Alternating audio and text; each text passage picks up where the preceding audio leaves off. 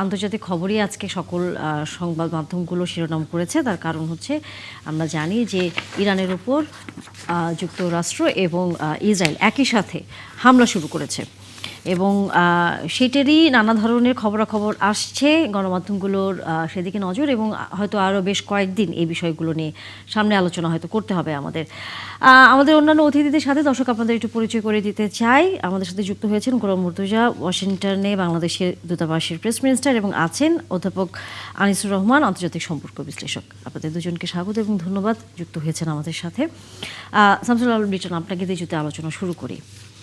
শেষ পর্যন্ত ইরানের সাথে যুদ্ধ শুরু হয়ে গেল, আমরা একদম এখন বলতেই পারি। নানা আলোচনা হয়েছে, কাতারের সাথে সর্বশেষ আলোচনা আমরা জানি যে হচ্ছিল, তার মধ্যে এই যুদ্ধটি শুরু হয়ে গেল।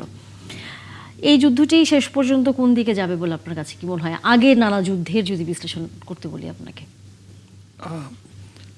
2014 সালে ইউক্রেন ওয়ার শুরু হওয়ার পর থেকে মানে ইন্টারন্যাশনাল হিউম্যান রাইটস এবং ডিপ্লোম্যাসির যে ডেফিনিশনগুলো ছিল এগুলো কিন্তু উল্টো পথে হাঁটতে শুরু করেছে। এবং আমরা যেই দেশগুলো ডিপ্লোম্যাসিকে international human rights and democracy and peoples রাইটসের জন্য স্ট্যান্ডার্ড মনে করতাম, সেগুলো যেহেতু আপসাইড ডাউন হয়ে গেছে, সুতরাং আজকে এই হামলাটি একেবারেই বিচ্ছিন্ন কিছু নয়। ইসরায়েল যেহেতু সারা বিশ্বকে বৃদ্ধাঙ্গুলি দেখিয়ে এবং জাতিসংঘের ফ্লোরে কখনো ইসরায়েল প্রমাণ করতে পারেনি সে রাষ্ট্র হিসেবে, একটা রিপাবলিক হিসেবে পৃথিবীর জন্য সম্পদ অথবা পৃথিবীর মানবতার অংশ, অলওয়েজ গণহত্যা, শিশু হত্যা নির্মমভাবে, আমার মনে হয় যে যখন জালিম হয়ে যায়, দ্বিতীয় বিশ্বযুদ্ধে যেই ঘটনা ঘটেছিল, যে ঘটনার জন্য বিশ্ব ইসরায়েল এবং ইহুদি সম্প্রদায়ের প্রতি অত্যন্ত সহানুভূতিশীল, এবং যেই ঘটনাটি ঘটেছিল সেই ঘটনার 70-80 বছর না যেতেই মানবতার একটা চরম বিস্ফোরা আকারে দেখা দিয়েছে ইসরায়েল।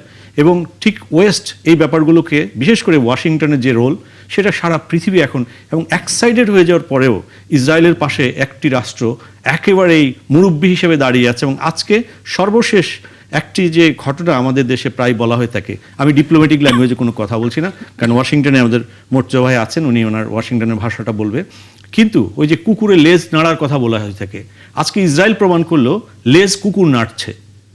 ইসরায়েল হামলা করেছে এবং সে সঙ্গে সঙ্গে বলেছে ইউএসএ তার সঙ্গে আছে। প্রথমে ইউএসএ অস্বীকার করেছে এবং পরে ইউএসএ স্বীকার করেছে। সুতরাং বিশ্বের কাছে 2014 সালে যখন রাশিয়া ইউক্রেন কনফ্লিক্টের সময় ইউএসএ কিন্তু পুরো উল্টো রথে গেল, যখন একটা দেশ এসে যখন ইন্টারভেন করলো without any legal and legitimate reason, তখন ওয়াশিংটনকে তার জোগাও খিচুড়ি ব্যাখ্যা দিতে হলো। ঠিক তার অপোজিট ঘটনাটি করলো 2021 সালে, 2022 সালের গাজা ওয়ারের শুরুতে। সো একদিকে সে অপারেশনের বিরোধিতা করছে, আরেকদিকে সে অপ্রেসর হচ্ছে। সো আমার মনে হয় আমরা এখন আর এই ওয়ার্ল্ডের মুরব্বীদের কাছ থেকে আর কিছু শোনার বাকি নেই। তবে মিডল ইস্টের এই ক্রাইসিসের জন্য মিডল ইস্টের অনেক দায় আছে। মিডল ইস্টের এই ক্রাইসিসের জন্য যেহেতু গত বছর প্রেসিডেন্ট ট্রাম্প যখন মিডল ইস্ট এসে বলছেন কে কত টাকার নিরাপত্তা সামগ্রী কিনবে, কে কত টাকা তাকে দেবে, কে কত বিনিয়োগ করবে, সুতরাং middle east is on sell. এই সেলের অংশ যখন মিডল ইস্ট তাদেরকে করলো, সুতরাং আজকে ইরান, কালকে ইউএই, তারপর সৌদি আরবিয়া, সুতরাং এটা হতেই থাকবে। আমার মনে হয় মিডল ইস্টকে এর দায় নিতে হবে, এবং ইসরায়েলের যে দস্যুপনা, থার্ড ওয়ার্ল্ড ওয়ার ঘটানোর জন্য সমস্ত ঘটনা সে একের পরে ঘটিয়ে যাচ্ছে, এবং ইউনাইটেড নেশনসকে সে টিস্যু পেপার মতো ব্যবহার করছে। যেহেতু সেটি হচ্ছে যে নিরাপত্তা পরিষদে যত প্রস্তাব যাচ্ছে, প্রত্যেকটি প্রস্তাবে সারা পৃথিবী শান্তি, একেবারে সেকেন্ড ওয়ার্ল্ড ওয়ারের পরে যত মানবতার উপরে যত কনভেনশন হয়েছে, প্রত্যেকটি কনভেনশনকে এই ইসরায়েল ইস্যুতে কিন্তু ব্ল্যাক শিট দেখানো হয়েছে। সুতরাং এই জায়গাটাতে আজকে আমার মনে হয় মানবতা অসহায়, এবং এই অসহায়ত্বেরই একদিকে ডিপ্লোম্যাটিক আলোচনা চলছে, আরেকদিকে বিনা উস্কানিতে একটা বড় ধরনের হামলা, যুদ্ধ বাঁধিয়ে দেওয়া হলো। আমরা আলোচনা করব। আমাদের সাথে গোলাম মুর্তজা আছেন যেহেতু ওয়াশিংটন থেকে, তার কাছে একটু শুনে আসতে চাই। এই মুহূর্তে যুক্তরাষ্ট্রে আমরা ডোনাল্ড ট্রাম্পের কিছুক্ষণ আগের বক্তব্য দেখেছি, এবং তিনি সরাসরি জানিয়েছেন যে ইসরায়েলের সাথে এখন মার্কিন যুক্তরাষ্ট্র সরাসরি এই যুদ্ধে অংশ নিয়েছে, এবং আমরা সেরকম হামলাও হতে দেখেছি। একই সাথে ইরানের পক্ষ থেকেও বিভিন্ন যে মধ্যপ্রাচ্যের দেশগুলো আছে সেখানে তাদের সামরিক ঘাঁটিতেও হামলা হয়েছে। এই বিষয়টা নিয়ে সেখানকার সরকারের সর্বশেষ কোনো স্টেটমেন্ট পাওয়া গেছে কিনা? সর্বশেষ সর্বশেষ স্টেটমেন্ট প্রেসিডেন্ট ট্রাম্প যেটা বলেছেন সেটাই সর্বশেষ স্টেটমেন্ট, এবং এটাই যে তাদের বক্তব্য সেটা তো সবসময় মোটামুটি ভাবে পরিষ্কার ছিল। এবং এই হামলাটি, এখন প্রশ্নটা হচ্ছে যে এই হামলা আসলে যুক্তরাষ্ট্র করলো কেন, এবং এটা করে সে আসলে কি অর্জন করতে চায়, এখান থেকে তার পাওয়ার কি আছে। এইখানে কথা বলে, বিভিন্ন পর্যায়ে কথা বলে, তাদের সঙ্গে আলোচনা করে, গত কয়েকদিন ধরে যখন আলোচনা চলছিল তখন আমরা বিভিন্নভাবে মানে কি বলবো, তাদের সঙ্গে যোগাযোগ রাখছিলাম, কথা বলছিলাম। তো কথা বলতে গিয়ে যে বিষয়গুলো মোটামুটি ভাবে নিশ্চিত হওয়া গেল, যা ঘটতে পারে তাদের সঙ্গে কথা বলে মনে হয়েছে যে এই হামলাটিকে যে কে করবে, যে সম্ভাব্য সময়ে করবে সেই সময়েই তারা করেছে, রাতে না করে হয়তো দিনে করেছে, এক নাম্বার। দুই নাম্বার হচ্ছে এই হামলাটা, ইরাক যুদ্ধটা যেরকম দীর্ঘস্থায়ী হয়েছিল, সেখানে ইরাকে মার্কিন সোলজার গিয়েছিল, এটা হয়তো সশরীর অর্থাৎ স্থলযুদ্ধের জায়গাতে যাবে না, কিন্তু এয়ার স্ট্রাইক যেটা হচ্ছে এটা তো পৃথিবীর সর্বোচ্চ শক্তির এয়ার স্ট্রাইক হচ্ছে, পারমাণবিক অস্ত্রের ব্যবহার ছাড়া। আর পৃথিবীর সবচেয়ে বেশি শক্তি নিয়ে ইসরায়েল এবং যুক্তরাষ্ট্র ইরানের উপরে হামলা করছে। এটা আসলে একটা অসম যুদ্ধ। আমাদের গণমাধ্যম কোনো কোনো ক্ষেত্রে ইরানের পাল্টা প্রতিরোধকে অনেক বড় করে দেখাতে চায়। আসলে ইসরায়েল এবং ইউএস এর যে শক্তি, বিশেষ করে এয়ার এবং নেভির যে শক্তি, এই জায়গাটাতে তো পৃথিবীর যে কোনো শক্তিই খুব অসহায়, ইরান তো বটেই। তো এইখানে এখন যুক্তরাষ্ট্রের যেটা চাওয়া থাকবে বা যুক্তরাষ্ট্র করতে চাইবে বা ইতিমধ্যেই কিছুটা করে ফেলেছে, যে ইরানের যে ধর্মীয় নেতারা আছেন, সর্বোচ্চ নেতা সহ, এদেরকে সম্ভবত এবার আর জীবিত রাখতে চায় না যুক্তরাষ্ট্র, এক নম্বর। দুই নম্বর, পূর্বে ইসরায়েল অ্যাটাক করে তার সামরিক নেতৃত্বে যে বড় অংশটাকে হত্যা করেছিল, এবার আরো কিছুকে তারা হত্যা করতে চায়। এবং ইরানের যে পারমাণবিক অস্ত্র ইরান হুট করে বানিয়ে ফেলতে পারবে না, এর আগে আক্রমণ করে তাদের সেটাকে ধ্বংস করেছে অথবা ক্ষতিগ্রস্ত করেছে, কিছু করেছে, কিন্তু ইরান যে জায়গাটাতে সামরিক শক্তিতে, ড্রোন, ক্ষেপণাস্ত্র, এই সমস্ত জায়গাতে তো ইরান বিশ্বকে তাক লাগিয়ে দিয়েছে। এত বড় অবরোধের মধ্যে থেকেও যে শক্তি তারা অর্জন করেছে, যে ক্ষেপণাস্ত্র তাদের হাতে আছে, তারা মধ্যপ্রাচ্যের যে কোনো শক্তিকে যে কোনো জায়গায় আক্রমণ করতে পারে। যুক্তরাষ্ট্র এখন এই ক্ষেপণাস্ত্র সহ, ড্রোন শক্তি সহ যে সমরাস্ত্র সক্ষমতা ইরান অর্জন করেছে, এটাকে পুরোপুরিভাবে ধ্বংস করে দিতে চায়। এবং আমার ধারণা যে এবারের আক্রমণে সেটা অনেকটা পারবেই। এবং এইটা সে করতে চায় মূলত ইসরায়েলকে রক্ষা করার জন্য, সুরক্ষা দেওয়ার জন্যে। এই কাজগুলো, আর এই যুদ্ধটা এখন পর্যন্ত আমি এখানকার যে ভাষ্যটা জানি, আমি যতটুকু অনুধাবন করতে পেরেছি, যে খুব লম্বা দীর্ঘস্থায়ী এই যুদ্ধ ইরাক বা ইসরায়েল অংশ নেবে না। তারা এক ধরনের রাজনৈতিক নেতৃত্বকে, ধর্মীয় নেতৃত্বকে হত্যা করে, সামরিক নেতৃত্বকে হত্যা করে, বিরোধী যে পক্ষ আছে এক ধরনের একটা গৃহযুদ্ধ টাইপের লাগিয়ে দিয়ে সেখান থেকে তারা সরে আসতে চায়। ইরানি তেল ক্ষেত্র, গ্যাস ক্ষেত্র, এই জায়গাগুলোর উপরে তারা হয়তো একটা কন্ট্রোল প্রতিষ্ঠা করতে চায়, এরকম একটা লক্ষ্য আছে। আর এর বিশ্বব্যাপীতে একটা প্রতিক্রিয়া আছে, বাংলাদেশে একটা ভয়াবহ প্রতিক্রিয়া আছে। নতুন সরকার ক্ষমতায় এসেছে, সেই নতুন সরকারটির জন্য এই যুদ্ধটা একটা ভয়াবহ দুঃসংবাদ। তেলের দাম বেড়ে যেতে পারে, হরমুজ প্রণালী ইতিমধ্যেই বন্ধ করে দিয়েছে ইরান, কতদিন বন্ধ রাখতে পারবে জানি না, কিন্তু যুদ্ধ অবস্থাটা চলতে থাকলে এটা বন্ধ থাকবে। তেলের দাম বাড়বে, রেমিটেন্সের উপরে প্রভাব পড়বে, অন্যান্য নিত্য প্রয়োজনীয় জিনিসের দাম বাড়বে, বাংলাদেশ যেগুলো আমদানি করে। সবকিছু মিলিয়ে এটা তারেক রহমানের অর্থাৎ বিএনপির নতুন সরকারের জন্যও একটা বড় রকমের দুঃসংবাদ বয়ে আনলো। অবশ্যই আমরা এই বিষয়টা নিয়ে একটু আলোচনা করব, যে নতুন সরকার এই সমস্যাগুলো যদি সামনে আসে সেটি কিভাবে মোকাবেলা করবে। আনিসুর রহমান, আপনি আছেন আমাদের সাথে। আমরা একটু জানতে চাই আপনার কাছে, যে এই যুদ্ধ যখন প্রথম হামলা করলো ইসরায়েল, আমরা দেখেছি যে স্কুলের উপরে, ইরানের একটি স্কুলের উপরে তারা হামলা করেছে।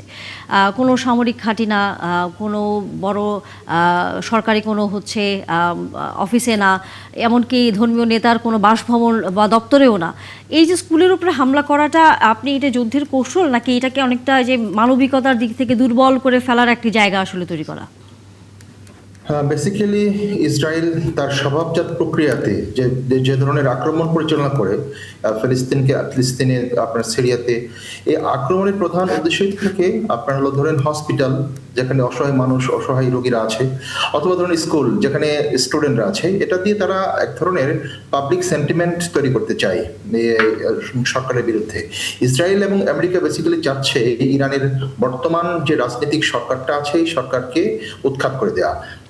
এবং ধর্মীয় নেতৃত্বকে বিলীন করে দেওয়া। সুতরাং জনগণকে কিভাবে উস্কে দেওয়া যাবে সরকারের বিরুদ্ধে, এই কাজটা করতে গিয়ে ইসরায়েল এই ধরনের কাজগুলো করে। আর ইসরায়েলের নৃশংসতা তো সারা পৃথিবী জানে, এরা কতটা নৃশংস সেটা ওই আপনার শিশু এবং নারী হত্যার মধ্য দিয়ে তারা এই জানান দেয় যে আমরা এত নিষ্ঠুর। এখন আপনার মধ্যপ্রাচ্যে যে সংকটটা তৈরি হচ্ছে, এই সংকটটি একেবারে খুব অল্প সময়ের মধ্যে নিরসন হবে এমনটা এইবার অত্যন্ত পক্ষে আমরা ইমাজিন করতে পারি না। কারণ হলো মধ্যপ্রাচ্যের সামরিক যে ঘাঁটিগুলো আছে, বিশেষ করে কাতার, সৌদি আরব এবং আপনার সংযুক্ত আরব আমিরাত এবং সিরিয়া, এই সমস্ত কুয়েত, এই সমস্ত কান্ট্রিগুলোতে কিন্তু ইরান অ্যাটাক করবে এবং ইরান ইমিডিয়েটলি অ্যাটাক করেছে মার্কিন বেসমেন্টের মধ্যে। এবং আপনি যদি লাস্টের ইরান ইসরায়েলের যুদ্ধের ব্যাপ্তিটা দেখবেন যে ইরান ওয়াজ ভেরি ফিউরিয়াস এবং ইরান কিন্তু এইবার তার সর্বোচ্চ শক্তি নিয়ে আপনার হলো যে করবে, ডিফেন্সিভে যাবে, ডিফেন্সিভ ওয়ার করবে, অফেন্সিভ ওয়ারও তারা করতে পারে।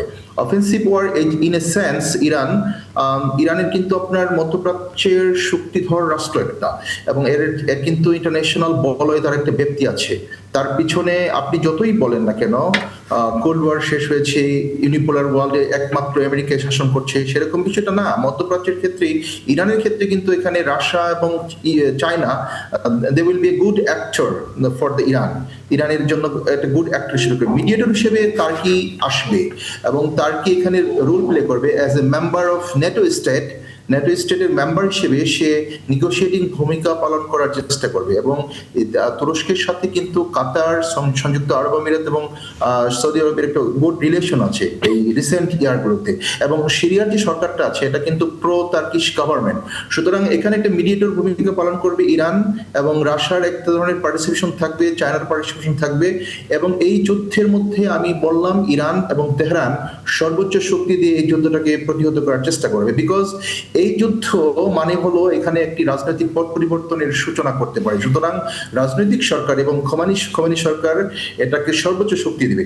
আরেকটা কথা বলে রাখি, ইরানের ধর্মীয় যে নেতৃত্বের যে নেচারটা, এই নেচারটা হলো ধর্মীয় নেতৃত্ব ধরেন খোমেনিকে মেরে ফেললো, তাদের সেকেন্ড ইমাম কে হইব সেটা কিন্তু দেওয়া আছে, থার্ড ইমাম, ফোর্থ ইমাম। এবং আরেকটা কথা বলে রাখি, এই ইমামতের যে সমস্ত রাজনৈতিক চৈতন্য, সেখানে ইমাম কখনো দেশ ছেড়ে পালাবে না। এবং এটা আপনারা নিশ্চিত থাকতে পারেন, ইমাম যারা আছেন এবং পরবর্তীতে যিনি ইমাম হবেন তারা দেশেই থাকবেন। সুতরাং এটা একটা ফ্যাক্টর। এখন প্রো আমেরিকান একটা সেন্টিমেন্ট বা প্রো আমেরিকান ইরানিয়ানরা রেজা শাহ পাহলভীর নেতৃত্বে তারা কিন্তু রেজিস্ট্যান্স করেছে। আমরা লাস্ট 2টা মাসে দেখেছি যে ব্যাপক রেজিস্ট্যান্স হয়েছে, কিন্তু তারাও কতটুকু ভালো করবে সেটাও নিশ্চয়ই একটু সময়ের বিষয় অবশ্যই আছে এই যুদ্ধের এখানে আমার একটু কথা যেটা আমি এখানে একটু যোগ করি যে ইরান এককভাবে এই যুদ্ধটা করছে পৃথিবীর সবচেয়ে শক্তিশালী এয়ার স্ট্রাইকের বিরুদ্ধে। এখন এই জায়গাটাতে আমি গত কয়েকদিনে এখানের আনিস ভাই যে সমস্ত দেশের নাম বললেন, এরকম অনেকগুলো জায়গার সঙ্গে আমি যোগাযোগ করা, কথা বলা, বোঝার চেষ্টা করেছিলাম যে তাদের রোলটা কি বা তারা কি করবে। আমি দেশের নাম উল্লেখ করছি না, এমনিতেই বলছি।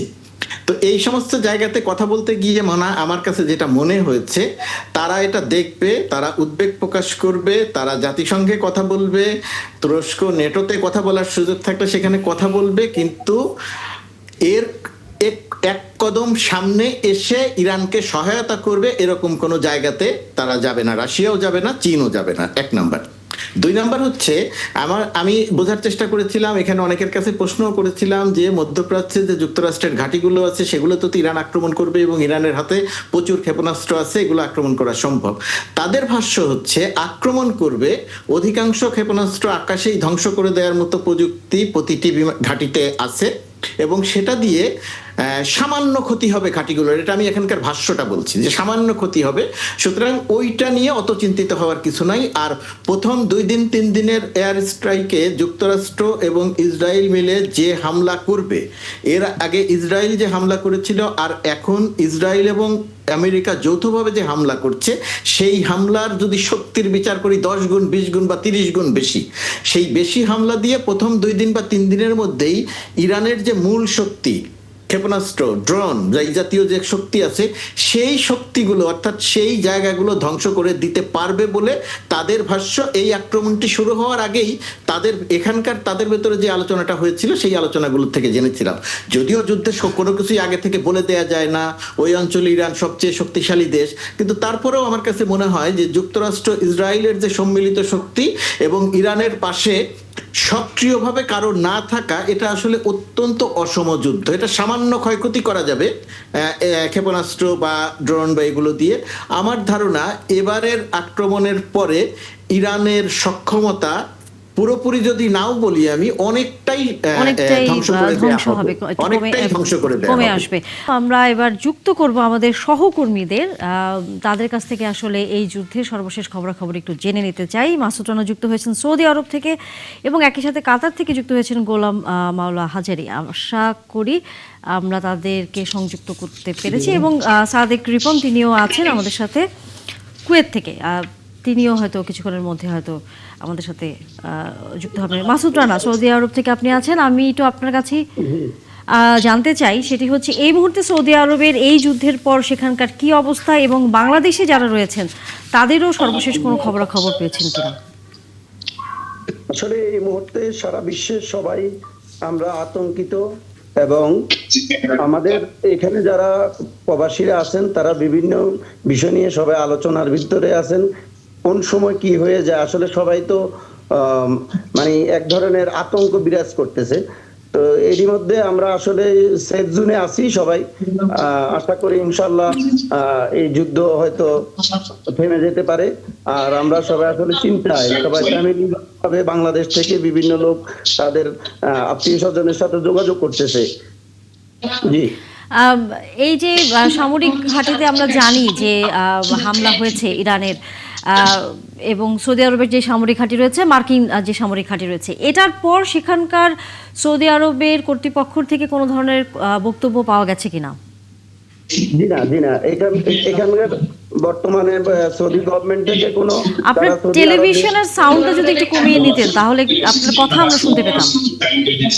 আমার এখানে তো টেলিভিশনের সাউন্ড নাই, আমি জানতেছি না অন্য কোনো টেলিভিশনের সাউন্ড কিনা আছে কিনা। আচ্ছা, দুঃখিত। জি বলুন।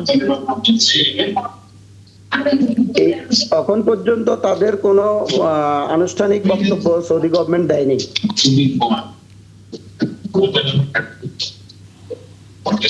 বিভিন্ন নিউজ পোর্টাল থেকে আমরা কিছু শুনতে পেয়েছি, এর বাইরে অন্য কোনো নিউজ আমরা এখনো পাইনি। আমরা জানি যে সৌদি আরবের সাথে অনেকগুলো ফ্লাইট বাতিল হয়েছে। আমরা সেরকমই খবর কিছুক্ষণ আগেও আসলে দেখছিলাম। শাহজালাল আন্তর্জাতিক বিমানবন্দর, সেখানে সৌদি আরবগামী যেসব যাত্রীরা রয়েছেন তারা সেখানে অপেক্ষা করছেন, কারণ অনেকেরই চাকরির নিয়োগের বিষয় ছিল, জয়েন করার বিষয় ছিল, নতুন চাকরি অনেকে পেয়ে তাদের যাবার কথা ছিল। আবার অনেক প্রবাসীও সৌদি আরব থেকে এবার ঈদ উপলক্ষে বাংলাদেশে আসবেন, সেরকম একটা অবস্থা আসলে আমরা জানছিলাম। জি, সেটার কি সর্বশেষ তথ্য রয়েছে আপনার কাছে? এখন পর্যন্ত আমরা যেটুকু জানি বাইরে অনেকে বাংলাদেশ থেকে আসার পথে শ্রীলঙ্কাতে আটক আছে। আবার অনেকে এখান থেকে যাওয়ার জন্য যারা টিকিট নিয়েছেন বিভিন্ন ফ্লাইট থেকে, তারা টিকিট অফিসগুলোতে আসে ভিড় করতেছেন এবং তাদের কবে পরবর্তী ফ্লাইটগুলো কবে শিডিউল দিবে সেই বিষয় নিয়ে অনেকে জানতে চেষ্টা করতেছেন। আচ্ছা, আমরা নিশ্চয়ই ফিরবো আবারও আপনার কাছে এই বিষয়ে যদি সৌদি আরব কর্তৃপক্ষের সর্বশেষ কোনো খবর আপনার হাতে আসে। আমাদের আরেক সহকর্মী গোলাম মাওলা হাজারি যুক্ত হয়েছেন, আশা করি কিছুক্ষণের মধ্যে তিনি যুক্ত হবেন। আমরা কিছুক্ষণের মধ্যে হয়তো তাকে পাবো। সাদেক রিপন আছেন আমাদের সাথে, তাকে নিশ্চয়ই আমরা পেয়েছি। আপনার কাছে একটু জানতে চাই এই মুহূর্তে সর্বশেষ কুয়েতের কি অবস্থা এবং সামরিক ঘাঁটিতে হামলার পর সেখানকার কুয়েতের সরকার কি বলছেন সাধারণ মানুষের উদ্দেশ্যে, নিরাপত্তা ব্যবস্থাটিও কেমন সেখানে করা হয়েছে এই মুহূর্তে?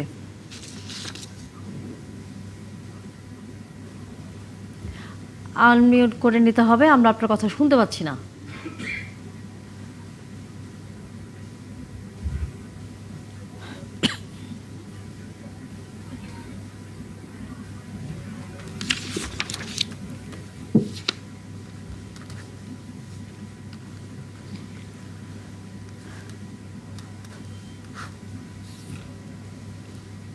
আমরা হয়তো কিছুক্ষণের মধ্যে আপনার সাথে সংযোগটি হ্যালো জি বলুন।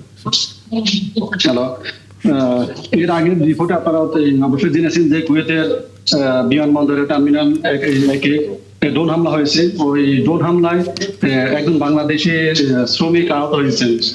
আল ওয়াইল এন্ড নাসির কোম্পানির সে কর্মরত ছিল, তবে তার পরিচয় এখনো জানা যায়নি। তার দেশের বাড়ি কোথায়, তার নাম কি। তো এখানে যে নিরাপত্তা ব্যবস্থা অবশ্যই নেওয়া হয়েছে। এখানে কুয়েতের সিভিল এভিয়েশন এবং কুয়েতের ফায়ার সার্ভিস এবং মেডিকেলে সব ধরনের নিরাপত্তা ব্যবস্থা নিয়েছে কুয়েত গভর্নমেন্ট।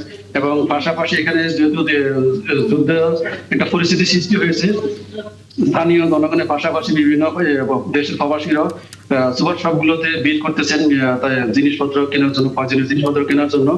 তো এখানে কুয়েত গভর্নমেন্ট বলছে এখানে তাদের রেস্ট্রিকশন করে দিয়ে যাতে অতিরিক্ত মজুত না করেন। এবং আর কুয়েতের যে আজকে আমরা দেখলাম স্থানীয় গণমাধ্যম সূত্রে আজকে তারা ওই নামাজ স্থগিত করেছে। এবং এর পাশাপাশি আগামীকাল যে ক্লাস স্কুল কলেজে ক্লাস চলার কথা ছিল সেটা অনলাইন মাধ্যমে তারা ক্লাস পরিচালনা করবে। একই সাথে সেখানে বাংলাদেশি যারা প্রবাসী রয়েছেন তারা কি বলছেন? তারা কি দেশে যারা ফেরার কথা ছিল, যারা টিকিট কেটেছিলেন ঈদকে সামনে রেখে, তাদের বিষয়ে কোনো সিদ্ধান্ত কি দিয়েছে সেখানকার কর্তৃপক্ষ? না, সেখানকার কর্তৃপক্ষ কোনো সিদ্ধান্ত দেয়নি। যখনই বিমান চলাচল স্বাভাবিক হবে, যে সকল প্রবাসী দেশে আছেন বা আসার অপেক্ষায় বা এখান থেকে যে সকল প্রবাসী দেশে যাওয়ার অপেক্ষায় আছেন, বিমান চলাচল স্বাভাবিক হলে যে এজেন্সির মাধ্যমে টিকিট করেছেন ওই এজেন্সির মাধ্যমে যোগাযোগ করলে তারা সহজে তাদের ফ্লাইট শিডিউল সম্পর্কে জানতে পারবেন। আমরা একাধিক এয়ারলাইন্স শিডিউল করতে গিয়ে তাদেরকে আবারও কোনো টাকা দিতে হবে কিনা, মানে কোনো কি বলেছে কর্তৃপক্ষ যে টাকা দিতে হবে নাকি দিতে হবে না রিশিডিউল যদি করতে হয়? এই বিষয়ে যেহেতু এটা আন্তর্জাতিক ইস্যু বা আঞ্চলিক ইস্যু, তো এখানে যারা যাত্রী আছেন তাদের তো কোনো ইয়ে নেই, মানে হাত নেই। তো এই ক্ষেত্রে আসলে এয়ারলাইন্স গুলো কি সিদ্ধান্ত নেই এটা এখনো আসে নাই। সিদ্ধান্ত যখনই আসে তারা হয়তো আমরা যারা এজেন্সি আছেন বা এখানে কুয়েতের স্থানীয় যে ট্রাভেল এজেন্সি গুলো আছেন তাদের সাথে যোগাযোগ করলে জানতে পারবো যে রিশিডিউল করলে কোনো ধরনের পয়সা পে করতে হবে কিনা যাত্রীদেরকে। নিশ্চয়ই আমরা ফিরবো আবারও। অনেক ধন্যবাদ সাদিক রিপন, আপনি যুক্ত হয়েছেন। আমরা আবারও হয়তো খবর জানবো আপনার কাছ থেকে। আমরা আমাদের অতিথিদের কাছে ফিরতে চাই আলোচনায়। শামসুল আলম নিটন, আপনার কাছে একটু আসতে চাই। অনেক খবর আমাদের সহকর্মীরা আসলে বলছিলেন মধ্যপ্রাচ্যের বিভিন্ন দেশ থেকে, কম বেশি উদ্বেগের জায়গা আসলে আমাদের নিজেদের দেশের মানুষগুলো সেখানে কেমন আছেন এই ঘটনায়। এখন পর্যন্ত একজনের হতাহতের খবর ছাড়া অন্যান্য যে দুটো দেশে আমরা কথা বললাম সেখানে বাংলাদেশি কারো সেরকম ক্ষয়ক্ষতি হয়নি। কিন্তু আপনার কাছে যেটি আমার কাছে জানবার আছে যে এই যে সামরিক ঘাঁটিগুলোতে ইরানের যে হামলা, তাতে কতটা আসলে আদৌ ইরানের তার শক্তিমত্তা প্রকাশ করতে পারছে? কারণ এখন পর্যন্ত ওই সামরিক ঘাঁটিগুলোতে হামলার পর ক্ষয়ক্ষতি হওয়া, কত দূর কি নষ্ট হলো, ধ্বংস হলো, সেই খবর কিন্তু এখনো পাওয়া যাচ্ছে না। আসলে এটা তো ওয়ার চলাকালীন সময়ে মানে তথ্যেরও একটা ওয়ার চলে, এবং সেই তথ্যের ওয়ারের মধ্যে কার দাবি সঠিক আর কার দাবি ব্যাটিক সেটা বোঝা কঠিন। কিন্তু যে ইসরায়েল রাষ্ট্রের আজকে একতরফা যুদ্ধ চাপিয়ে দিল এবং তার পাশে এতিমের পাশে সবল অথবা সবলের পাশে এতিম এসে দাঁড়ালো যুক্তরাষ্ট্র, সেখানে কিন্তু একটা ঘটনা আমাদের মনে রাখা দরকার যে 2023 সালে যখন যে গাজাতে যে ঘটনাটা শুরু হলো, সেখানে কিন্তু ইসরায়েলের একটা গর্ব ছিল যে টাইটানিকের মতো, যেটি ছিল আয়রন ডোম। এবং আয়রন ডোম করার পর থেকে তারা প্রতি বছর কয়েকবার লেকচার দিত যে এখন ইসরায়েল এতই প্রোটেক্টেড যে সারা পৃথিবী ধ্বংস হয়ে গেল তাদেরকে আর কেউ কিছু করতে পারবে না, এবং তাদেরকে কেউ মিসাইল মারতে পারবে না, তাদেরকে কোনোভাবে অ্যাটাক করতে পারবে না। তো 7 তারিখের পরে সম্ভবত 2 দিনের মাথায় ইরান কিন্তু ইরানের যে ক্ষমতা সে প্রদর্শন করলো প্রায় সম্ভবত 3000 কিলোমিটারের প্লাস মাইনাস। সো অত দূরবর্তী ইয়ে থেকে তার মিসাইল দিয়ে তছনছ করে ফেললো এবং ওয়ান গোতেই শুরু করলো, এবং তারপরে আয়রন ডোম বলে যেটা হাস্যকর ইয়েতে পরিণত হলো। এবং আমি এখানে একটা প্রাসঙ্গিক কথা বলতে চাই, ইসরায়েল বলে পৃথিবীতে কোনো শক্তি নাই। ইসরায়েলে যারা জিওগ্রাফি নিয়ে যারা এখনও গুগল, আপনাদের সবার হাতে হাতে গুগল আছে, আপনি ভালো করে দেখুন যে ইসরায়েলের যে ল্যান্ডটা আছে সেখানে কয়টা ফ্যাক্টরি আছে, কয়টা ইন্ডাস্ট্রি আছে, কয়টা মিলিটারি ফ্যাক্টরি আছে, আপনি তেমন কিছু পাবেন না। ইসরায়েলের এতই দুর্বল একটি রাষ্ট্র, এটা এতই এতিম একটি রাষ্ট্র, এটাকে ইসরায়েল হচ্ছে আসলে একটা ফোড়া, যে ফোড়াটি ওয়াশিংটন এখানে বাঁচিয়ে রেখেছে মিডল ইস্টকে কবজা রাখার জন্য। সোজা, আমি ডিপ্লোম্যাটিক ভাষায় বলছি না। আরেকটা সহজ সরল কথা, যেটি ওয়ার সায়েন্সে, যেটি হচ্ছে মিনিমাম জেনেভা কনভেনশন অনুসারে ওয়ার ডিক্লেয়ার করতে হয়, প্রতিপক্ষকে জানাতে হয়। দেখুন, ইসরায়েল কিন্তু বারবার এই নর্মস ব্রেক করছে এবং সেখানে এসে ওয়াশিংটন পাশে দাঁড়াচ্ছে। সুতরাং আমি বিশ্বাস করি যে 2014 সাল থেকে ইউক্রেন ওয়ার শুরু হওয়া থেকে এবং এরপরে যখন গাজা ওয়ারটা হলো এবং আইসিসি যখন নেতানিয়াহুকে ওয়ার ক্রিমিনাল ডিক্লেয়ার করলো এবং তার এগেনস্টে যখন ওয়ারেন্ট করা হলো, একমাত্র ইউনাইটেড স্টেটস ছাড়া কোথাও তার এখন যাওয়ার জায়গা নেই। সে দক্ষিণ আফ্রিকায় যেতে পারে না, সে কোথাও যেতে পারে না। সো আমি মনে করি ওয়ার ক্রিমিনালের কাজই হচ্ছে ওয়ার তৈরি করা, এবং যুক্তরাষ্ট্র অত্যন্ত অসহায়ের মতো একটা এতিম বাচ্চাকে বিশ্বের বুকে একটা বড় শক্তি হিসেবে দেখাচ্ছে। সেখানে যুক্তরাষ্ট্রের যে মহান যে ভাবমূর্তি, এটি দিনের পর দিন একেবারেই শেষ পর্যায়ে। সো আমি বিশ্বাস করি যে মিডল ইস্টে এখন যুক্তরাষ্ট্রের জন্য অনেক বড় বড় দুঃসংবাদ আছে। এই যুদ্ধ যুক্তরাষ্ট্র তার নিজের স্বার্থে 2-3 দিনের বেশি চালাতে পারবে না, কারণ আজকে হরমুজ প্রণালী বন্ধ হওয়ার পরে এক দফা কান্নাকাটি শুরু হবে। আর আগামীকালকে যখন হুতিরা আসবো, আরেকটি বিষয় একটু আমি জানতেই চাই অধ্যাপক আনিসুর রহমানের কাছে, সেটি হচ্ছে এরই মধ্যে ইসরায়েলের হামলায় ইরানের প্রতিরক্ষা মন্ত্রী এবং আর আইআরসিজি কমান্ডার তিনি নিহত হয়েছেন। কিন্তু আরেকটি খবর, যেটা ইসরায়েলের বিভিন্ন গণমাধ্যম বলছে যে তারা আয়াতুল্লাহ আল খামেনিকে হত্যা করেছে। যদিও তাদের পররাষ্ট্রমন্ত্রী বলেছেন, আরাগুজি বলেছেন যে না, তিনি বেঁচে আছেন, তবে কোথায় আছেন সেটা তারা জানে না। এখন আয়াতুল্লাহ আল খামেনি বেঁচে থাকা আর তার বেঁচে না থাকার যে বিষয়টি, সেটি হলে বেঁচে থাকলে ইরানের জন্য ভাগ্যে কি থাকছে, না বেঁচে থাকলে ইরানের ভাগ্যে আসলে শেষ পর্যন্ত কি যাচ্ছে? দেখুন, এগুলো হচ্ছে ওয়ার প্রপাগান্ডা। আপনার প্রথম বিশ্বযুদ্ধ বললেন, দ্বিতীয় বিশ্বযুদ্ধ বললেন, এবং পরবর্তীতে যতগুলো যুদ্ধ হয়েছে সেখানে একটা প্রপাগান্ডা চালায়, মানে যে সমস্ত শক্তিগুলো যুদ্ধের মধ্যে সংযুক্ত হয় এবং বৃহৎ শক্তিগুলো চালায়, আপনার হলো যে মাঝারি বা ছোট শক্তিগুলোকে তারা ডিমোরালাইজ করতে চায়। এই মুহূর্তে যদি ধরেন ইসরায়েলের আয়াতুল্লাহ খামেনির মৃত্যুর ঘটনাটা যদি আপনার প্রপাগান্ডা হিসেবে চালিয়ে দিয়ে ডিমোরালাইজ করার একটা প্রচেষ্টা, মানে আপনার ইরানিয়ান সেনাবাহিনী, ইরানিয়ান বিপ্লবী গার্ড, ইরানিয়ান জনগণকে এক ধরনের ধোঁকা দেওয়ার একটা চেষ্টা। বাট ইরানের ভিতর থেকে আমি ইনফরমেশন নিয়েছি, সেটা হলো যে আমার ফ্রেন্ডরা একসাথে আমরা পিএইচডি করেছি, এখানে আপনার হলো যে বাস্তবতা ভিন্ন। ইরানিয়ানরা খুব দেশপ্রেমিক, এটা আপনার খুব প্রাচীন আমল থেকে তারা খুব দেশপ্রেমিক, এবং আয়াতুল্লাহ রুহুল্লাহ খামেনি যদি আপনার মারা যায় এতেও ওদের কোনো সমস্যা নেই, বিকজ অফ শিয়া রাজনৈতিক আদর্শে বা শিয়া ধর্মীয় আদর্শে আপনার ইমামতের একটা ব্যাপার আছে, এবং এই খামেনির পরে কে ইমাম হবেন সেটা তাদের সিলেক্ট করা আছে। সুতরাং এই খামেনির মৃত্যু মানে এই না যে ইরান শেষ হয়ে গেল বা ইরানের রাজনীতি শেষ হয়ে গেল, এটা সেরকম বিষয় না। আরেকটা বিষয় আপনার খুব গুরুত্বপূর্ণ, সেটা হলো ইউএস এর প্রত্যেকটা অ্যাটাকের মধ্যে ইন্টারন্যাশনাল ওয়ার্ডার চেঞ্জ করার একটা প্রচেষ্টা থাকে। মানে ইউএসএ 1990-এর পরে ইউনিপোলার ওয়ার্ল্ডে যতগুলো যুদ্ধ করেছে সেখানে তার শক্তিমত্তাকে প্রদর্শন করে পৃথিবীর অন্যান্য যে বৃহৎ শক্তিগুলো আছে এদেরকে তারা ডিমোরালাইজ করে, এবং মধ্যপ্রাচ্যের মধ্যে একমাত্র শক্তিধর রাষ্ট্র হলো ইরান, এবং আরেকটা ইউরেশিয়া রাষ্ট্র আছে আপনার তুরস্ক যেহেতু নেটো অন্তর্ভুক্ত, তুরস্কের ব্যাপারটা আলাদা। ইরানকে যদি আপনার ডেমলিশ করা যায়, মধ্যপ্রাচ্যের একচ্ছত্র ক্ষমতা নেবে হচ্ছে ইউএসএ এবং ইসরায়েল। কারণ হলো মধ্যপ্রাচ্যের অন্যান্য যে সমস্ত আরব রাষ্ট্রগুলো আছে প্রত্যেকটা রাষ্ট্র হচ্ছে আপনার প্রো ইরান, প্রো আমেরিকান বা প্রো ইসরায়েল।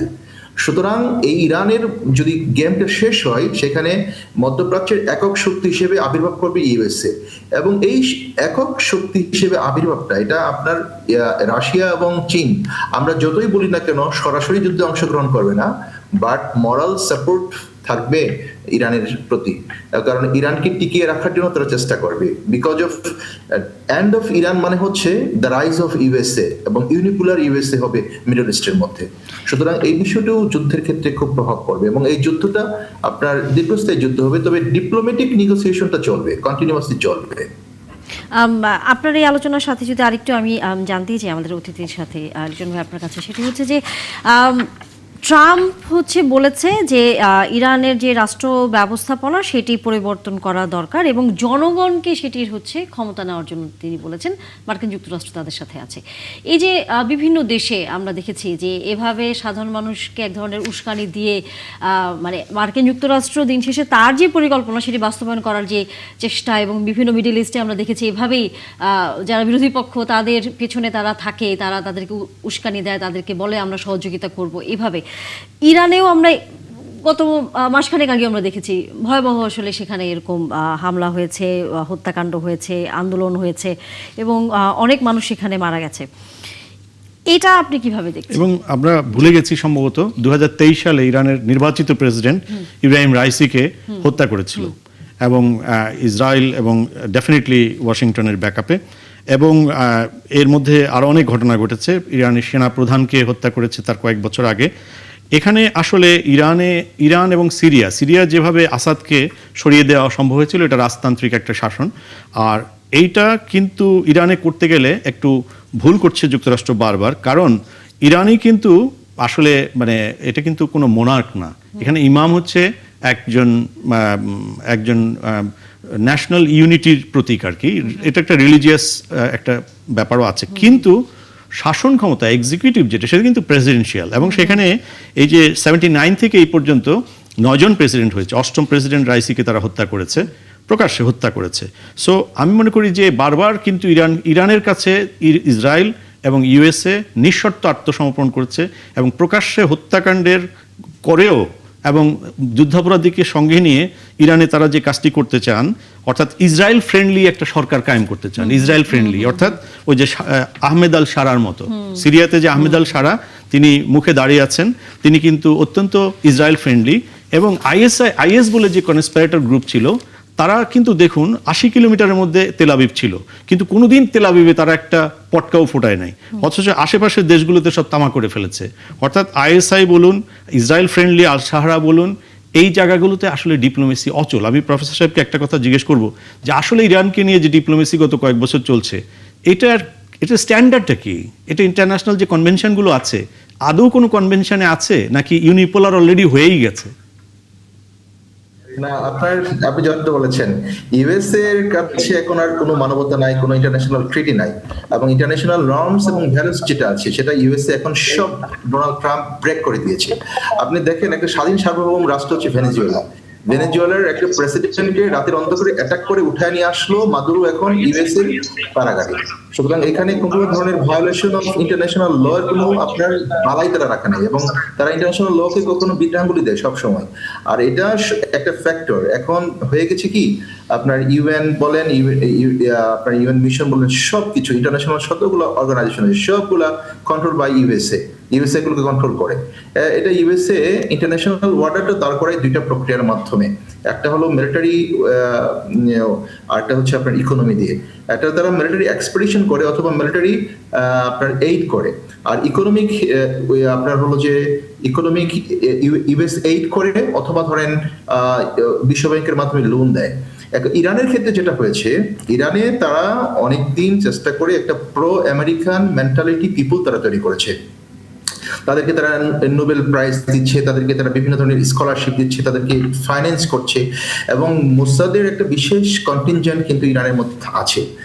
এটা খুব আশ্চর্যজনক। ইরান এবং তার্কি দুইটা নেশনের মধ্যে, ইরানিয়ান বাট সে হচ্ছে জিউস, আবার সে তার্কিশ বাট সে হচ্ছে রিলিজিয়াসলি সে জিউস, এবং এরা হচ্ছে প্রো আমেরিকান বা প্রো ইসরায়েলি, এবং এরা রাষ্ট্রের মধ্যে আরেকটা রাষ্ট্র বিনির্মাণ করে সবসময় চেষ্টা করে। এবং ইউএসএ তার প্রো আমেরিকান যে পিপলগুলো আছে, এই পিপলগুলোর মাধ্যমে রাষ্ট্রের মধ্যে এক ধরনের আপনার উস্কানিমূলক রাজনৈতিক কর্মকাণ্ড নিয়ে আসে, এবং তারা অনেক সময় মানবতার জয়গান গাবে। তারা বলবে যে ইরানিয়ান গভর্নমেন্ট 10,000 পিপলকে কিল করেছে লাস্ট রেজিস্ট্যান্সে, সুতরাং এই গভর্নমেন্টের কোনো লেজিটিমেসি নাই। আসলে তারা লেজিটিমেসি বলতে কি বোঝাতে চায়? তারা এখন লেজিটিমেসি বলতে বোঝাতে চায় যে প্রো আমেরিকান একটা গভর্নমেন্ট যেখানেই থাকবে না কেন। যেমন সৌদি আরবের রাজতন্ত্র নিয়ে তাদের কোনো কথা নেই, বিকজ অফ এটা হলো প্রো আমেরিকান রাজতন্ত্র। এবং আপনার দেখবেন যে কুয়েত নিয়ে তাদের কোনো প্রশ্ন নেই, বিকজ প্রো আমেরিকান কুয়েতিন গভর্নমেন্ট। তাদের প্রশ্ন হলো যে প্রো আমেরিকান গভর্নমেন্ট এস্টাবলিশ করতে হবে, এবং এই এস্টাবলিশমেন্টের জায়গায় যেখানে রাজতন্ত্র ফিট সেখানে তারা রাজতন্ত্রের জয়গান গাবে, আবার যেখানে গণতন্ত্র ফিট সেখানে তারা গণতন্ত্রের কথা বলবে, এবং যেখানে মিলিটারি ফিট সেখানে মিলিটারির কথা বলবে। আসলে তারা নিও লিবারেল ডেমোক্রেসি এটা তারা মুখে বলে, বাট নিও লিবারেল ডেমোক্রেসির যে নর্মসটা আছে ইন্টারন্যাশনাল এরিনাতে ওটাকে তারা believe সেটা করে তারা না। কখনোই আসলে মানে না। আমরা এরই মধ্যে আমাদের সংযুক্ত করে নিয়েছি সহকর্মী কাতার থেকে গোলাম মাওলা হাজারি, তার কাছ থেকে সেখানকার খবর জানবো। নিশ্চয়ই গোলাম মাওলা হাজারি, আপনি আমাকে শুনতে পাচ্ছেন? সেখানে কাতারে সামরিক হামলার পর আমরা যতটুকু বিভিন্ন গণমাধ্যমে আমরা আসলে জানছিলাম যে দোহায় বিকট বিস্ফোরণ হয়েছে, সেখানে ক্ষয়ক্ষতি, এবং একই সাথে কাতারের সরকার এই মুহূর্তে কি বার্তা দিচ্ছে তার দেশের জনগণকে? ধন্যবাদ তানিয়া। আসলে দুপুর থেকেই এখানে বিকট শব্দ, বিভিন্ন মিসাইল ইসরায়েল থেকে বা ইরান থেকে ইরান এখানকার যে ঘাঁটি সেখানে মিসাইল ছুটছে, কিন্তু কাতার ডিফেন্স সিস্টেম সম্পূর্ণ প্রতিহত করছে। আপনি একটা জিনিস জানিয়ে রাখতে চাই, ইউএন ক্লজ নাম্বার 51 সেটি কি বলেছে, যদি কোনো দেশ তার প্রতি আক্রমণ করে সেটি প্রতিহত করা, কিন্তু কাতার তারা পাল্টা আক্রমণ করবে না বা করছে না, শুধু প্রতিহত করছে। কেননা আপনি জানেন যে ইরান হচ্ছে কাতারের বন্ধু দেশ। গত ব্লক এইডের টাইমে 3.5 বছর এই কাতারের সঙ্গ দিয়েছে ইরান, আর সেটির সুবাদেই কাতার ইরানের ভাষ্য অনুযায়ী তারা বলছে যে আমরা কাতার বা কোন ন্যাশন এর উপর আমরা আক্রমণ করছি না, আমরা আক্রমণ করছি যেখানে ইউএস আর্মি ঘাঁটিগুলো রয়েছে সেখানেই আমরা আক্রমণ করছি। আমরা কোন ন্যাশন, সৌদি আরব, কুয়েত, কাতার, বাহরাইন, কোন ন্যাশন উপর আমরা আক্রমণ করছি না। কিন্তু কাতার পাল্টা আক্রমণ করছে না, তারা শুধু প্রতিহত করছে। 7:19 দুটি মিসাইল, ব্যালিস্টিক মিসাইল এখানে আক্রমণ করেছিল, কিন্তু সেটি প্রতিহত করেছে কাতার ডিফেন্স সিস্টেম। তবে কাতার সরকার বিভিন্ন অ্যালার্টের মাধ্যমে কাতার এবং যারা বাইরে দেশের নাগরিক আছেন সবাইকে সাবধান করে দিচ্ছেন এবং চেষ্টা করছেন প্রতিহত পরিস্থিতি সহজ বা সামলে রাখতে, এবং তারা বলছেন যে আপনারা খোলা জায়গায় বাহির হবেন না, ঘরে থাকবেন এবং সেনাকুঞ্জ বা সেনানিবাস থেকে দূরে থাকবেন এবং গাড়িতে বা বাসায় থাকার চেষ্টা করবেন, এবং বিভিন্ন ধরনের তারা অনুসরণ করছে, বিভিন্ন সিস্টেম অনুসরণ করছে। তবে এখানকার এই অল্প কিছুক্ষণ পরেই এনসিসি ন্যাশনাল কমান্ড সেন্টারে আমাদের প্রেস কনফারেন্স আছে, সেটি তো আমরা আরো তথ্য জানতে পারবো। এবং আমাদের কাতার যে দূতাবাস রয়েছে সেটি একটি সতর্ক বার্তা বাংলাদেশি জনগণের জন্য, যারা প্রবাসী আছেন তাদের জন্য সতর্ক বার্তা দিয়েছেন। যেমনি তাদের সাথে আইডি কার্ড, শুকনো খাবার, পাওয়ার ব্যাংক, টেলিফোন এবং ঘরে থাকার জন্য অনুরোধ জানিয়েছেন বাংলাদেশি নাগরিকদেরকে, এবং বিভিন্ন দেশের নাগরিকদেরকে তাদের স্ব দূতাবাসগুলা সাবধান করেছেন এবং বিভিন্ন প্রকার শর্ত দিয়েছেন। এই বিভিন্ন দেশের দূতাবাস এবং কাতার সরকারও সমস্ত নাগরিকদেরকে সুরক্ষা রেখেছেন। মিস্টার হাজারি, একটা প্রশ্ন, সেটি হচ্ছে যে আল উদেইদ যে তাদের যে সেন্টকম যেটা আছে, সেন্ট্রাল কমান্ড আসলে ইউএস এর, ওটাতে ছাড়া অন্য কোনো বেসামরিক এলাকায় কি ইরান হামলা চালিয়েছে? এরকম তথ্য আপনার কাছে আছে কিনা? যেহেতু মধ্যপ্রাচ্যের সবচেয়ে বড় ইউএস এর যে সেন্ট্রাল কমান্ডটা এটা আল উদেইদে আছে, যেটা দোহা ছোট্ট একটি দেশ, তার মধ্যেও অনেক বড় একটা, যেখানে 10 থেকে 12,000 ইউএস সোলজার করেন আর কি, থাকেন, অবস্থান করেন। ওই এলাকা ছাড়া আর কোথাও কোনো বেসামরিক এলাকায় কি হামলার তথ্য আছে কিনা আপনার কাছে? আনিস, আমি যে জায়গাটি দাঁড়িয়ে আছি শহরতলি, আর আমার পিছনটাতে যদি আমি একটু দেখাই, সেখান থেকে 7 কিলোমিটার দূরে হচ্ছে আল উদাইদ সেনাঘাঁটি, ইউএস সেনাঘাঁটি। সেখানে আক্রমণ হচ্ছে, এবং আপনি জানেন যদি আমার বাড়িতে যদি আগুন লাগে পাশের বাড়িতে ক্ষতিগ্রস্ত হবে। আর সে ঘাটির আশেপাশে বারোয়া নামক একটি স্থানে একটি ব্যালিস্টিক মিসাইল পড়েছে, সেখানে কোনো হতাহতের খবর এখনো পাওয়া যায়নি। কাতার সরকার একেবারে সূক্ষ্মভাবে নজর রেখেছেন এবং মনিটরিং করছেন। এখন পর্যন্ত কোনো হতাহতের খবর পাওয়া যায়নি। কাতার সরকার একেবারে অ্যালার্ট রয়েছেন। তবে বিক্ষিপ্তভাবে কোথাও কোথাও কিছু না কিছু হয়েছে, সেটি আমরা 10টার যেই এনসিসি ন্যাশনাল কমান্ড সেন্টারে যেই প্রেস কনফারেন্স কনফারেন্স আছে সেখানে জানতে পারবো, এবং আমরা পরবর্তী সংবাদে আপনাদের সাথে অর্থাৎ যুক্ত আর হয়ে আল জানাতে উদেইদে পারবো। যে ইরানের যে হামলাটা হয়েছে তার কোনো ফটোগ্রাফ রিলিজ হয়েছে? কারণ আমরা তো ইরানের ফটোগ্রাফ পাচ্ছি বিভিন্ন ইন্টারন্যাশনাল মিডিয়াতে, কিন্তু যেখানে যেখানে ইরান, কাতার, দোহা, কুয়েত, যেখানে যেখানে ইরান হামলা করছে সেখানকার কোনো ফটোগ্রাফ আমরা পাচ্ছি না। আমি আপনাকে একটা কথা বলি, মধ্যপ্রাচ্যের যে আইন, তথ্য আইন বা এখানকার যে আইন অনুযায়ী আমাদেরকে এটা ফলো করতে হয়। আমি যদি আপনাকে বলি ফটো বেরিয়েছে, আপনি পাননি হয়তো, আমাদের কাছে এখানকার তথ্য মন্ত্রক এবং এমওআই, মিনিস্ট্রি অফ ইন্টেরিয়র আমাদেরকে বারবার বলেছেন এখানকার কোনো ছবি ভিডিও তাদের অনুমতি ছাড়া এবং এখানকার মেইন স্ট্রিমের মিডিয়ার ছবি ভিডিও ছাড়া আমরা কোনো কিছু প্রকাশ করতে পারবো না। আমাদেরকে এখানকার আইন মেনে চলতে হচ্ছে। তবে পরে হয়তো আপনার ছবি বা ভিডিও পাবেন। আপনি জানেন কাতারে হচ্ছে সবচেয়ে বড় আল উদেইদ সেই আমেরিকান ঘাঁটি, আর এখান থেকে অনেক সেনা সদস্য সরিয়ে নিয়েছেন আমেরিকা। এবং সেখানে কেউ হতাহত হয়েছে কিনা সেই খবরও হয়তো আপনি বলছিলেন কিছুক্ষণের মধ্যে হয়তো সংবাদ সম্মেলনে সেই তথ্যটিও হয়তো জানা যাবে। ধন্যবাদ গোলাম মাওলা হাজারী।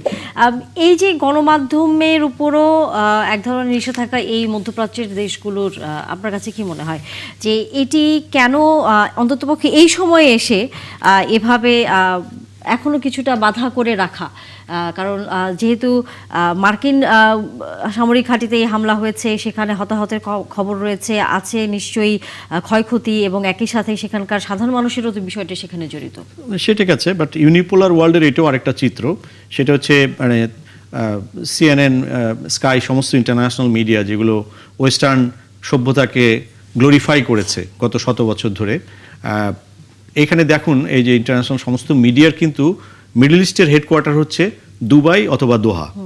এখন তারা সারা দুনিয়ার খবর প্রকাশ করে, আফ্রিকাতে কে কাকে মারলো, কে কাকে ধরলো, বাংলাদেশে কোথায় কি হলো, ইন্ডিয়াতে কি হলো, তারা সারা দুনিয়া প্রকাশ করে। কিন্তু মিডল ইস্টে তারা যেখানে বেসড সেখানে তারা তেমন কিছুই প্রকাশ করে না। আজকে দেখুন ইরান তামা হয়ে গেছে, আমরা দেখতে পাচ্ছি।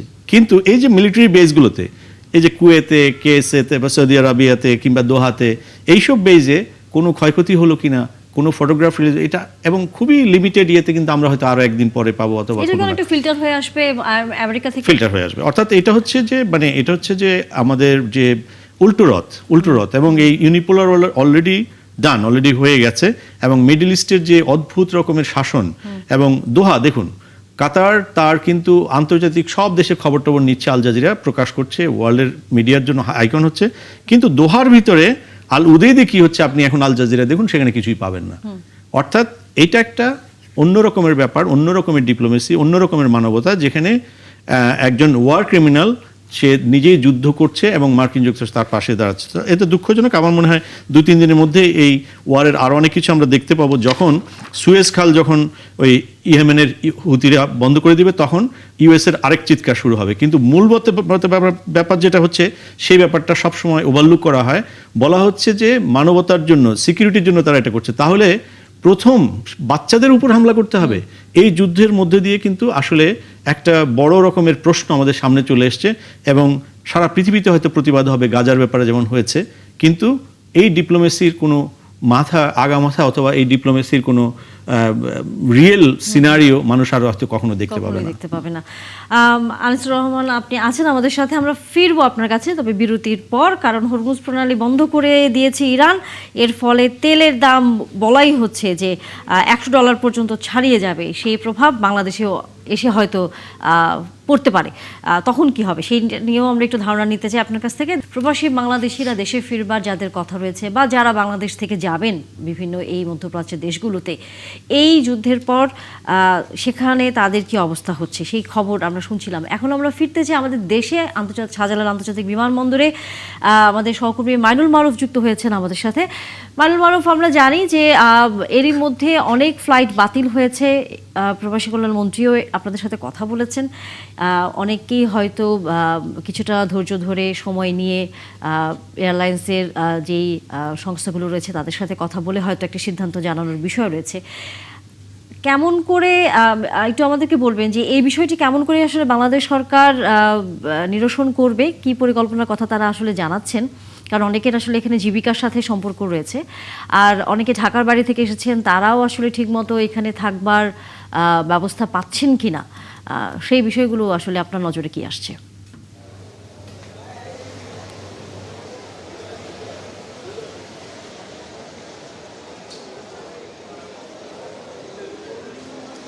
তানিয়া, আজ সারা দিনই কিন্তু এটি কিন্তু মূল খবর ছিল। বাংলাদেশ থেকে মধ্যপ্রাচ্যগামী সকল ফ্লাইট বাতিল করা হয়েছে এবং আমরা যখন এসেছি বিমানবন্দরে তখন থেকেই কিন্তু দেখছি একের পর এক ফ্লাইট বাতিল হচ্ছে।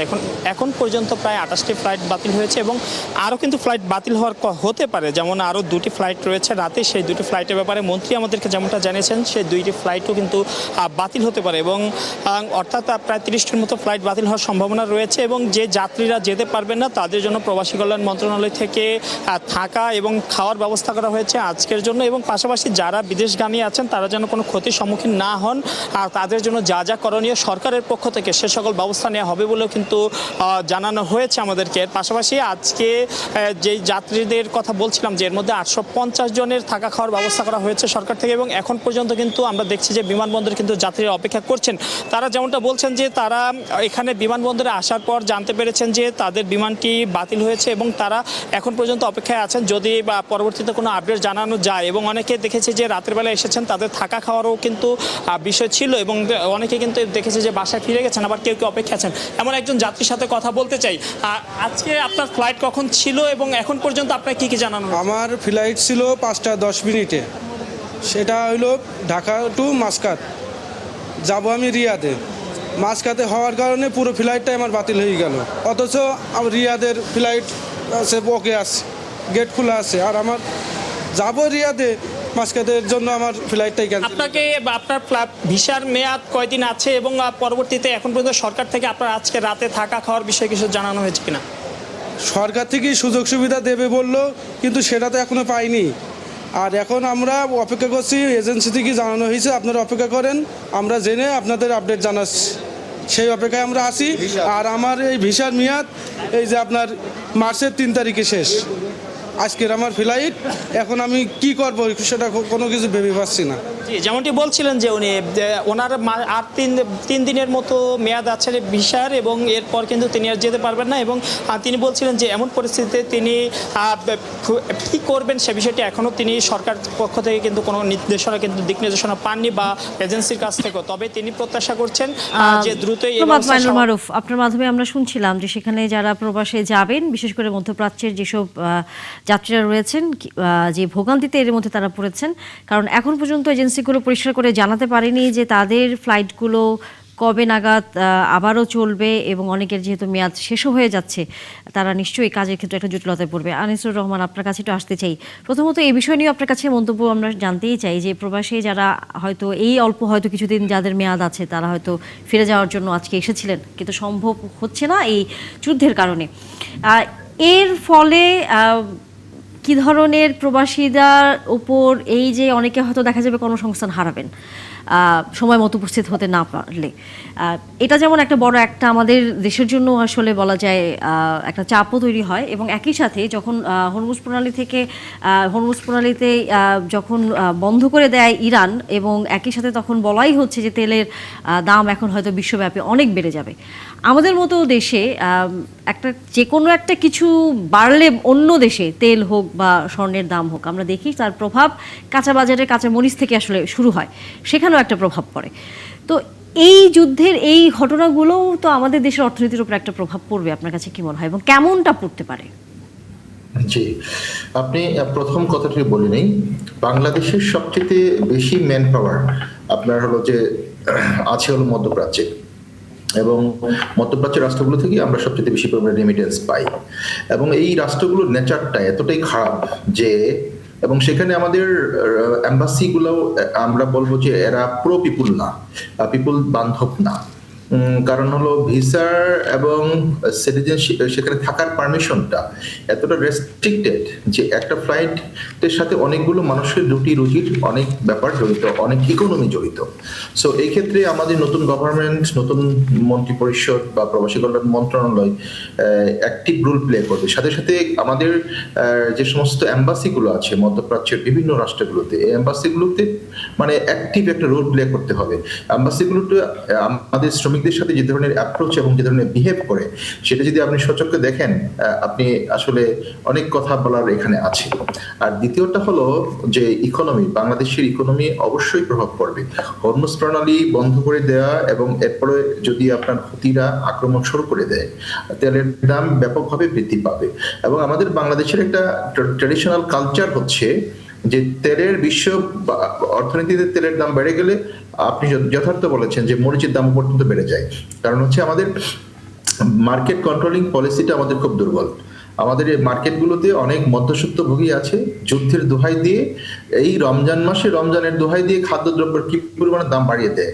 শশার দাম আমাদের প্রথম দিকে কত ছিল, আর এখন একটু কমে আসছে, আকাশচুম্বী দাম হয়। কারণ হলো আমাদের এখানকার যারা বিজনেসম্যান আছেন, সরি টু সে, মানে তারা আপনার হলো যে অসৎভাবে অনেক টাকা ইনকাম করতে চায় বা মধ্যস্বত্বভোগী এবং আছেন।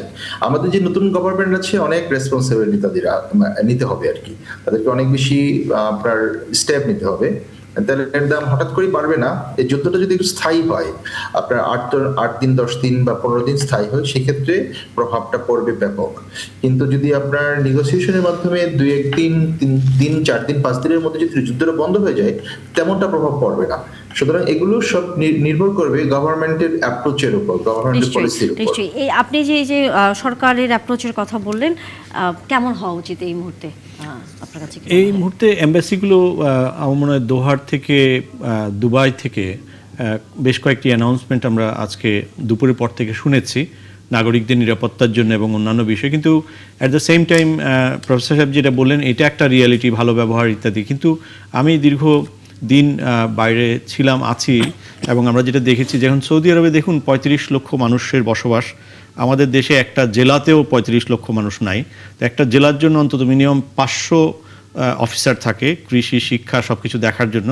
তো আমাদের ওইখানে 35 লক্ষ মানুষের জন্য আমার মনে হয় 35 জন মানুষও নাই। সো ওখানেও কিন্তু প্রচুর পরিবারের শিক্ষা, বিভিন্ন ধরনের ব্যবস্থা থাকে, তার ওয়েলফেয়ার দেখতে হয়, এবং তাদের ভিসা পাসপোর্টটাই শুধু আমরা জানি।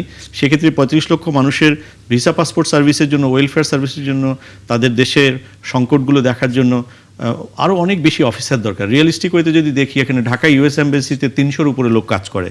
তো আমাদের এখানে ইউএসের কজন লোক আছে, অথবা তাদের ডিপ্লোম্যাটিক ইন্টারেস্টে হয়তো অনেক লোকের কাজ দরকার আছে। কিন্তু প্রপোর্শনটা আপনি চিন্তা করুন, ইউএসএতে, কেএসএতে আমাদের যদি 35 লক্ষের বিপরীতে, আমার মনে হয় সংখ্যাটা কোনোভাবেই হয়তো 60-70-এর বেশি হবে না। এই সব দিক বিবেচনা করলে আমাদের অবশ্যই আমাদের অ্যাম্বাসিগুলোকে যেখানে বেশি মানুষকে সেবা করতে হবে, সেখানে একটু বেশি মানুষের ব্যবস্থাও করতে হবে, এবং টেক বেস যদি সার্ভিসগুলোকে করা হয়, আউটসোর্স করা হয়, অ্যাম্বাসির আউটসোর্স করা হয়। আজকাল বিএফএস যেমন একটা উদাহরণ, ঠিক তেমনি অন্তত 10টা প্রভিন্সে যদি 10টা আউটসোর্স করা হয়, তাহলে সব মানুষকে একটা জায়গায় আসতে হবে। আমার মনে হয় এমবেসি অনেক ক্ষেত্রে মেধাবী অফিসাররা, ডিপ্লোম্যাটরা যারা আছে, তারা চেষ্টা করে দেশকে হাইয়েস্ট সার্ভ করার জন্য, কিন্তু সংখ্যাগত লিমিটেশন এবং আমাদের জেনারেল আচরণগত কিছু বিষয় তো অবশ্যই থাকে।